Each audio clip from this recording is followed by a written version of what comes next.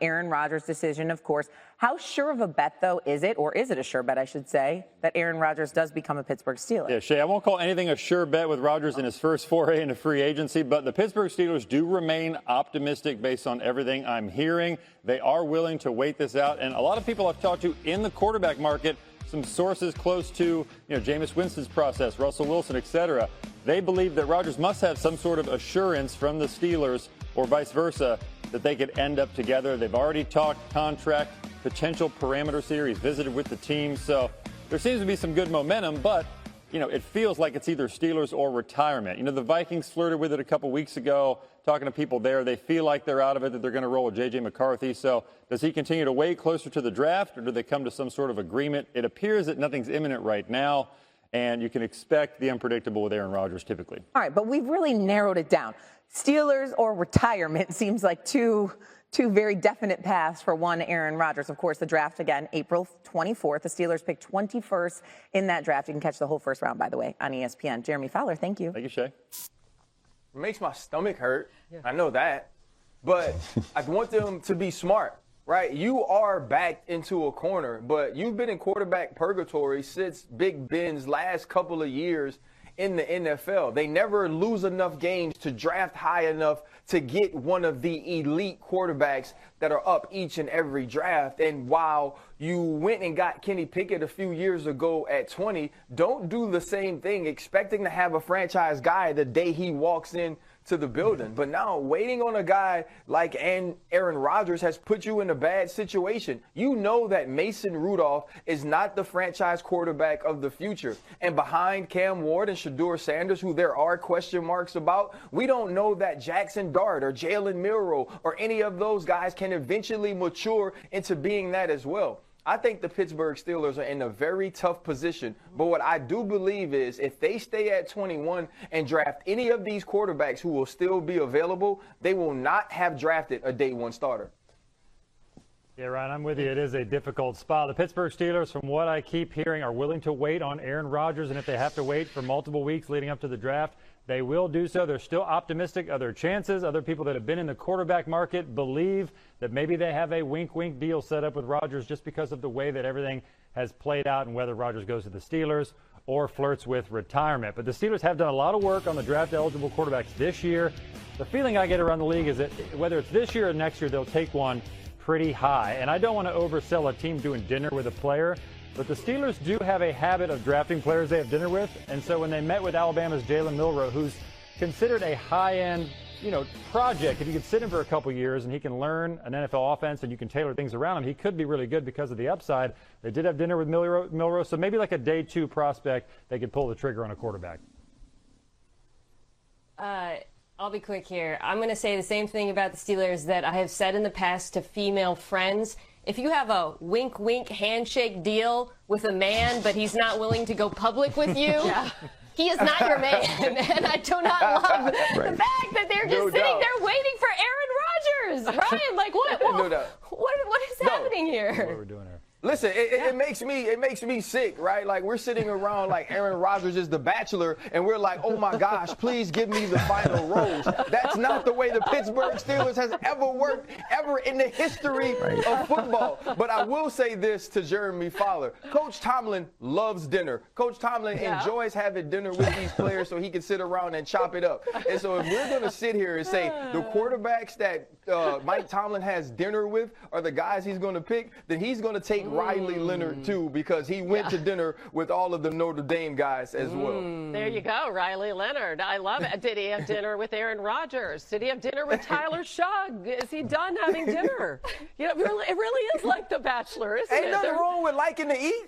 Hey, we're talking about dating. Sometimes you got to take as many shots as you can and just hope to hit one. Yeah, it's like quarterback Bachelor. It really is. I love it. Yeah, we're going on multiple dates.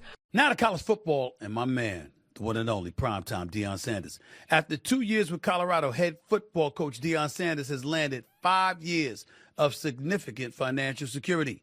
Via Brian Howell of the Boulder Daily Camera, the school has announced a new 5-year, $54 million deal for Primetime, or Coach Prime. The $10.8 million per year agreement makes Coach Prime one of the highest paid college coaches in all of football, okay? He makes about $10 million in 2025, 10 in 2026, 11 in 2027, and 2028, and $12 million in 2029. Deion Sanders had $18.3 million left on his original 5-year, $29.5 million contract. The deal also features big buyout numbers should Prime want to leave for another job. Major props to him, well-deserved. Last season was a good season for him, much, much better than the first go-round, the first year. When he finished like 4-8. But let's take into account the magnitude of who Deion Sanders is and what we're talking about here. The attention he has brought to this program is what really warrants the dollars. See, there's a difference between being a star and being box office. When you're talking about stars, stars are people who show up and do their job at a very high level. They produce. But it doesn't always translate in the box office appeal, generating revenue for a multitude of platforms that you may have available to you. Deion Sanders is that dude for the University of Colorado. Wasn't a damn soul in America outside of Boulder thinking about Colorado before Deion Sanders arrived. Matter of fact, they were 1-11 before he arrived. They improved by 3 games his first year. By 4 on top of that the next year. The man is special. The man has done a great job. And his ability to recruit, I don't think anybody denies. It's going to be a challenge, no doubt about that, being in Boulder, Colorado. In my estimation, I've always been on the record. I would love to see him in the SEC if he's going to be in college football. I've always felt that way. But there is no denying the magnetism that he has. He's a box office dude. When he walks in, he owns the room. He is that dude. He's the one and only primetime guy. A lot of love for him. He deserves this contract. I'm happy for him. And all that noise about his son and brash and arrogant and all of this other stuff, Deion said he knows what quarterback coach said it about him, and it was dealt with. In the end, you're going to have people hating on Deion. And they're not going to want to deal with him. And maybe the thought of having to deal with him is what's turning them off about Shador. But if you want to win, here's a piece of advice from Stephen A. Get the hell over it. Prime is a winner. And anything he touches, I think, is upward mobility. Wait.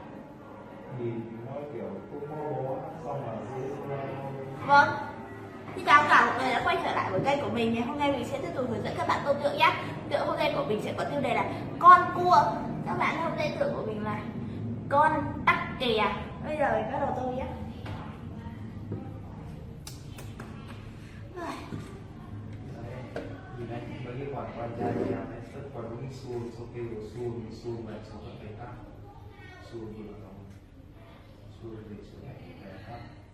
Cái người lùn nè.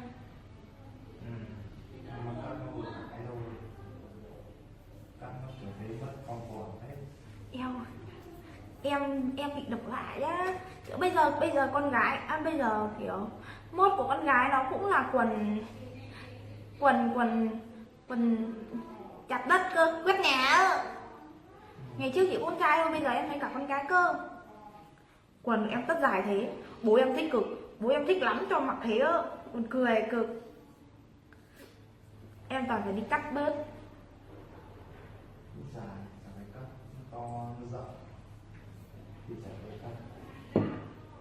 Cái năm vừa rồi em bị to chân mà. Đến bây giờ cái năm ngoái em mua quần về, em mua size M. Xong về em phải bóp tận 10cm eo vào. Wow. Sao mà không phải, chắc đấy không phải là size M mất. Bó nhiều lắm luôn đó. Mà quần thì em vẫn mặc vừa. Ở bên dưới mọi người ơi, đây là màu cam.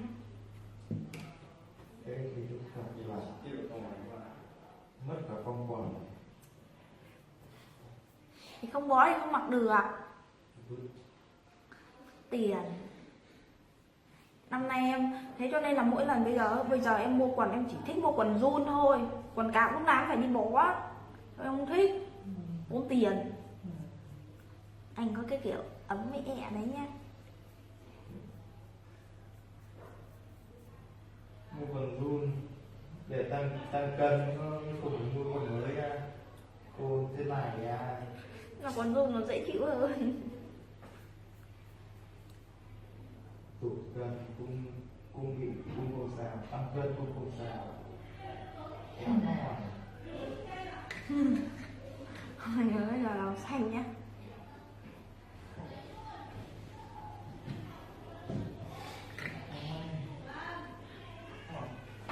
Quần áo như thế nào cho nó đẹp? Ăn biết. Tức còn ngủ rồi, được chưa? Thế thôi. Thế anh độc ở nhà anh đi đâu đâu? Thế em đi ra đây cũng thế thôi. Với cả vợ này nó hay mặc quần bò. Thì ấy, nhiều khi anh lười mặc quần bò. Anh ơi, em không thích mặc quần bò đâu. Nó cứng rồi. Tại em nó lười á. Em toàn thích kiểu mặc quần dài xong sáng dậy đi học luôn, không phải thay á. Mà phải mặc quần vải, không thì mặc quần bò nó khó chịu, đêm không nằm được. Em bị cái kiểu siêu lười mặc quần bò luôn. Nhưng mà bây giờ lớn rồi nó đỡ. Ngày trước cơ mua quần bò về em sẽ nảy lên đó. Còn bây giờ em tự mua. Còn nghe thấy quần nó khó chịu lắm. Bình thường nó cứng người làm gì nó cứng rồi. Nó khó chịu. Nhất là anh nhạc rồi. Tết còn này nó mát. Nhưng mà em xin mẹ em mua áo bò, mẹ em cũng không cho mua. Mặc quần bò cho nó đẹp. Áo bò vẫn thế. Áo bò rộng với người nó to rồi. Béo giảm cân được. Lần sau đi tự